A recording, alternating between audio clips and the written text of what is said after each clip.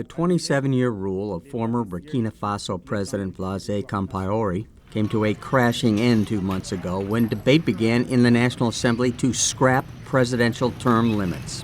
French President François Hollande told African leaders at a recent summit that Burkina Faso should serve as a warning to other leaders that try to modify their constitutions. Those leaders who want to hang on to power by violating constitutional order should think first about what happened in Burkina Faso, because it's the people who decide. Since 1990, at least 6 sub-Saharan presidents have successfully rewritten the Constitution to do away with term limits. Those nations are Chad, Gabon, Guinea, Namibia, Togo, and Uganda. Similar efforts failed in Malawi, Nigeria, and Zambia, and Niger in 2012, where attempts by President Mamadou Tanja to extend term limits resulted in a coup. Presidential elections are on the horizon in 2015 in Nigeria, Togo, Burkina Faso, Guinea, and Cote d'Ivoire. Joseph Kabila's term as president of the Democratic Republic of Congo ends in 2016.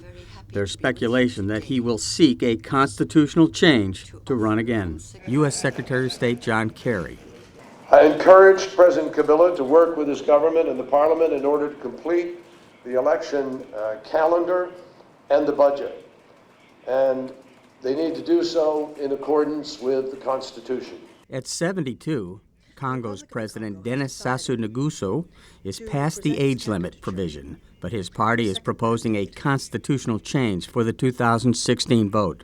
Rwandan President Paul Kagame's 2 terms expire in 2017, and the political opposition believes, and Kagame himself has suggested, that term limits will not keep him from leading Rwanda.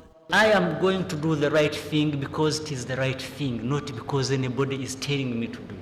Democratic leaders, scholars, and political analysts warn that adherence to constitutional provisions are vital to a thriving democracy.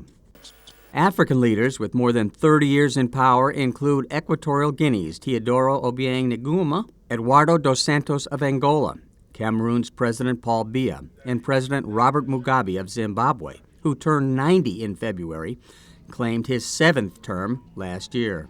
Uganda's President Yoweri Museveni took power in January 1986 and had term limits removed in 2005. Now he's showing every sign of running for a 7th 5-year term in 2016. African political analysts say across the continent the public is losing its tolerance for bad governance.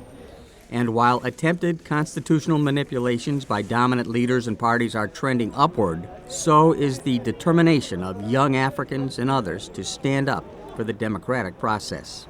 Paul Sisco, VOA News. Thanks, Paul, for that interesting report.